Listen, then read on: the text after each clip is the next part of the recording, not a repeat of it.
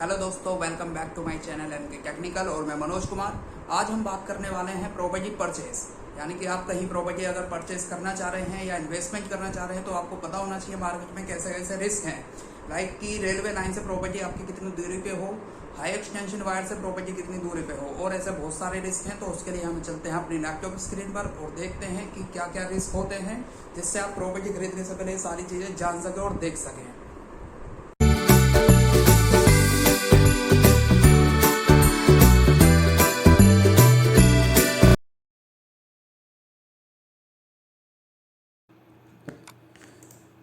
तो हमारे पास जो रिस्क में प्रॉपर्टी होती हैं वो कौन कौन सी होती हैं, हम पहले यहाँ पर एक बार चेक कर लेते हैं। हाई एक्सटेंशन वायर और पोल डिस्टेंस फ्रॉम प्रॉपर्टी।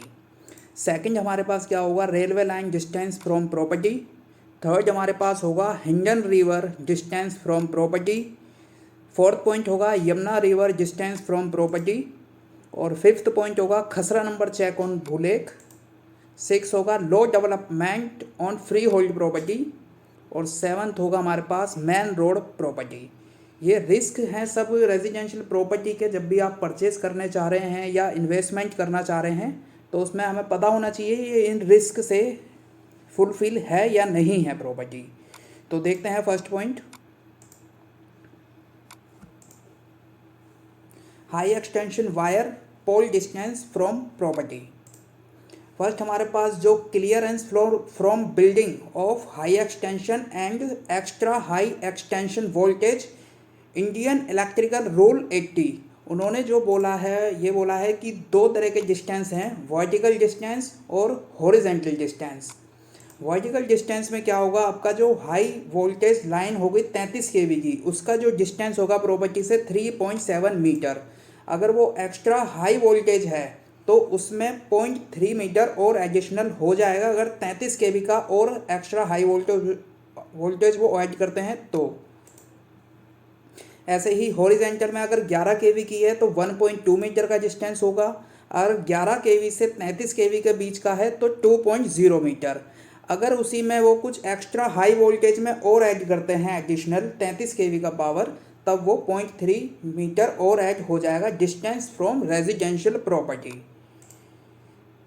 इससे मार्केट वैल्यू पे भी इफेक्ट पड़ता है हमारे पास, जैसे कि due to power line market value decrease 2 से 9%, यह है पावर लाइन। लेकिन अगर हाई एक्सटेंशन और एक्स्ट्रा हाई एक्सटेंशन वायर है तो उसमें 10 से 15% को आपकी वैल्यू डिक्रीज होगी। कंप्लीट एग्जांपल के लिए देख लेते हैं हम, कोई एक हाउस है, उसकी वैल्यू अगर 1 करोड़ है तो उसकी वैल्यू जो डिक्रीज होगी, अगर वो पावर लाइन पे है तो 2 से 9 लाख की डिक्रीज होगी। अगर वो हाई एक्सटेंशन या एक्स्ट्रा हाई एक्सटेंशन है तो 10 से 15 लाख वैल्यू इसकी डिक्रीज हो जाएगी।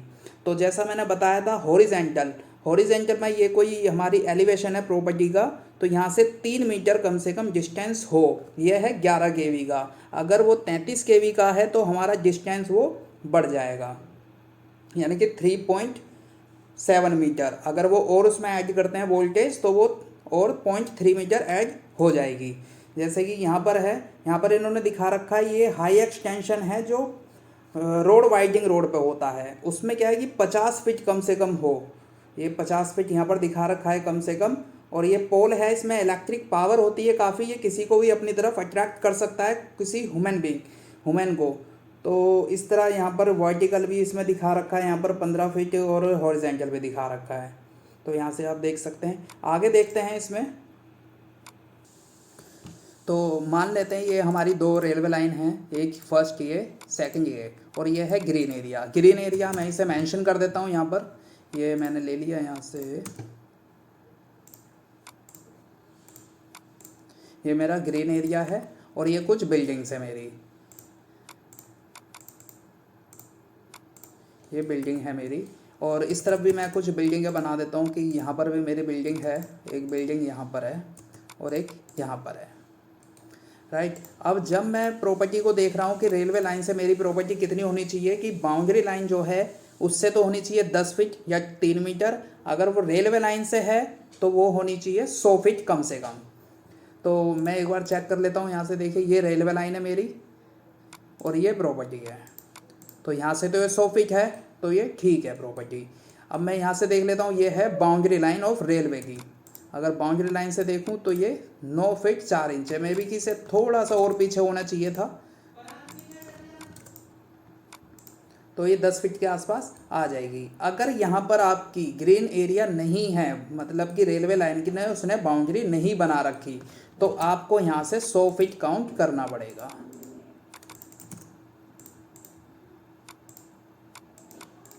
ये 78 है, तो इसे और दूर करनी पड़ेगी प्रॉपर्टी को हमें, 100 फीट कम से कम हो। अगर बाउंड्री है रेलवे लाइन की तो 10 feet, in case boundary railway line की नहीं है तो वहाँ से 100 फीट प्रॉपर्टी डिस्टेंस होना चाहिए। अब हम बात करते हैं Hindon river distance from property. Hindon river वैसे तो बेसिकली दिल्ली एनसीआर में लगती है, बट कहीं भी अगर वो इरिगेशन डिपार्टमेंट है और वहाँ कोई रिवर आ रही है तो वहाँ से आपको डिस्टेंस पता चल सकता है। नॉर्मली हम हिंडन रिवर की बात कर लेते हैं, जो कि गाजियाबाद या नोएडा में भी लगती है और कुछ पार्ट वो दिल्ली में भी लगता है उसका। तो according to irrigation department of UP, जितनी भी कंस्ट्रक्शन हैं इलीगल हैं 435 मीटर के रेडियस पे हिंडन रिवर के डिस्टेंस से। हिंडन रिवर है कोई, अगर उसके प्रॉपर्टी का रेडियस 435 मीटर में कोई प्रॉपर्टी आ रही है तो वो इलीगल कंस्ट्रक्शन मानी जाएगी according to irrigation department of UP. इसी तरह Yamuna river distance from property, irrigation department ने ही बोला है, ये जो कुछ यमुना का जो रिवर पार्ट है वो यूपी में भी लगता है, तो उसने यही बोला है कि कम से कम 650 मीटर रेडियस डिस्टेंस हो किसी प्रॉपर्टी से, अदरवाइज वो इलीगल कंस्ट्रक्शन मानी जाएगी according to irrigation department of UP.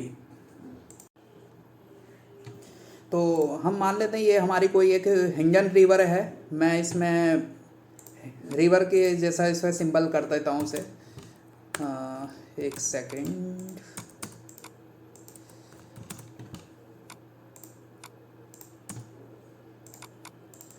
Okay, just like कि ये हमारी हिंडन रिवर है और यहाँ पर कुछ प्रॉपर्टी बनी हुई है।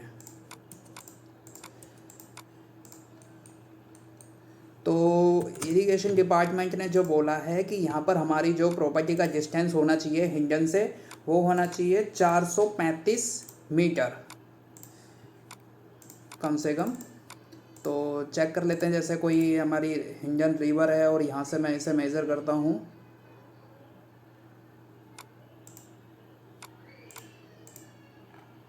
तो ये हमारा 1684 मीटर है। हम इसे और भी अगर प्रॉपर्टी इनकेस अगर मेरी और पास है तो मैं यहाँ भी इसे फंड कर सकता हूँ, या इस प्रॉपर्टी को आराम से इस पर इन्वेस्ट भी कर सकता हूँ और यहाँ से इसे परचेज़ भी कर सकता हूँ। तो इसी तरह यहाँ से भी हम मेज़र करेंगे इसे, तो देख सकते हैं इसी तरह मतलब हिंडन रिवर से हमें डिस्टेंस देखना है। अगर यही मैं इसे यमुना काउंट कर लेता हूँ तो यमुना से 650 मीटर मुझे डिस्टेंस देखना है, तो इस तरह मैं यहाँ का डिस्टेंस देख लूँगा। सेकंड ऑप्शन हमारे पास ये है कि हम इस तरह भी, ये गूगल मैप है मेरा और ये मेरे हिंडन रिवर है, यहाँ से भी एरिया मेज़र कर सकते हैं। उसके लिए मुझे क्या करना पड़ेगा कि यहाँ पर कोई मेरे कोऑर्डिनेट्स होने चाहिए, यहाँ पर जो मीन्स लैक लॉन्ग होने चाहिए मेरे पास। ये मैंने यहाँ क्लिक कर लिया लाइक, और ये मैंने इस तरह करा,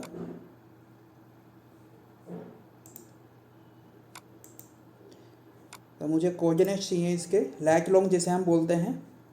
ये लैटिट्यूड लॉन्गिट्यूड मैंने यहाँ से कॉपी कर ली है। अब मुझे जाना है यहाँ पर विकीमेपिया। विकीमेपिया आपको यहाँ पर डालना पड़ेगा,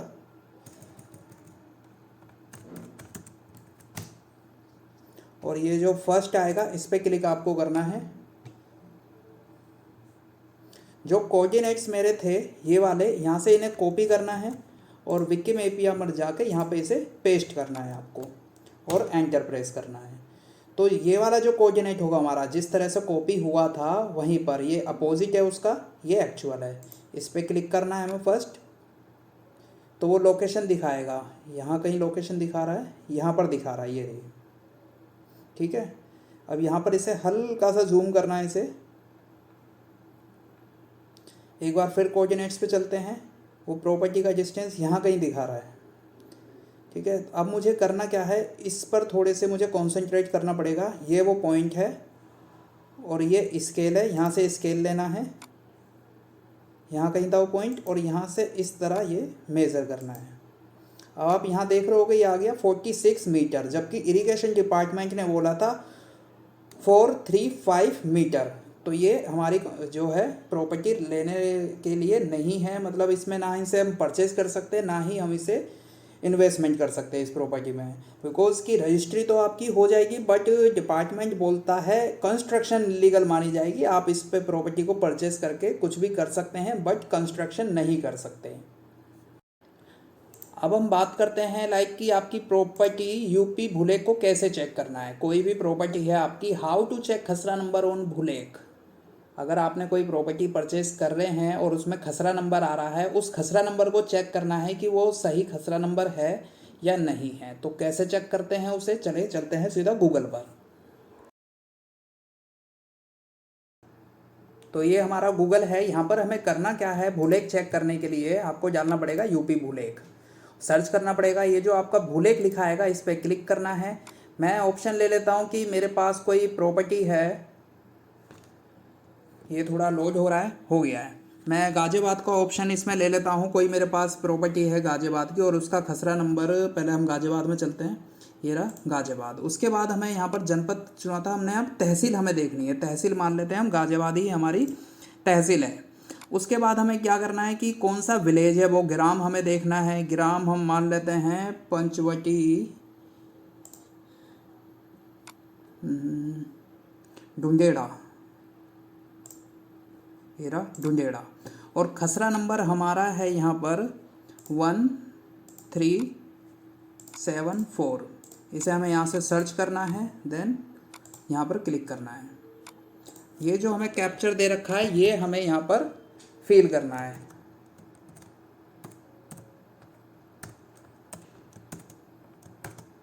और इसे कंटिन्यू करना है। तो ये हमारा ओपन होके आ जाएगा। अब यहाँ पर आप देखिए ये लिखा है श्रेणी 6(2) अकृषित भूमि, स्थल, सड़कें, रेलवे भवन और ऐसी दूसरी भूमियाँ जो अकृषित उपयोग में काम लाई जाती है, और ये अन्य आबादी।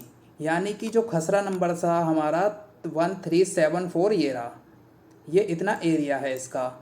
ये खसरा नंबर किसी को अभी तक अलॉट नहीं हुआ है। अगर अलॉट होता तो यहाँ पर उस ओनर का नाम होता। जितने भी हमारे प्रॉपर्टी में डॉक्यूमेंट होंगे, जितनी भी चैन होगी उसमें, प्रॉपर्टी चैन में किसी ना किसी का यहाँ पर नाम होता अगर ये प्रॉपर्टी किसी को अलॉट होती। इट मीन्स ये खसरा नंबर आपका ठीक नहीं है। ऐसी प्रॉपर्टी को हम ना लें तो ही अच्छा है। अब हम दूसरा चेक कर लेते हैं लाइक कि चलो ये तो खसरा नंबर एक्वायर है किसी के पास। मैं वापस होम पे चला जाता हूँ एक बार, मैं गौतम बुद्ध नगर एक बार चेक करता हूँ। यहाँ से ये गया गौतम बुद्ध नगर, और दादरी की मेरी प्रॉपर्टी है तहसील, और मुझे विलेज उसमें देखना है सदुल्लापुर, देख लेते हैं सदरपुर, देख लेते हैं सदरपुर देख लेते हैं। यहाँ खसरा नंबर हम डाल देते हैं 226, सर्च करते हैं, इसे यहाँ से ओपन करना है। अगेन ये कैप्चर जो है हमें यहाँ फिल करना है और कंटिन्यू करना है। अब जब यहाँ पर आप देखेंगे श्रेणी 1 का भूमि जो संक्रमिक संक्रमणीय भूमिकरों के अधिकार में है, यानी कि जो ये खसरा नंबर किस किस के नाम पे अलॉट हुआ था उन सबके यहाँ पर नाम हैं।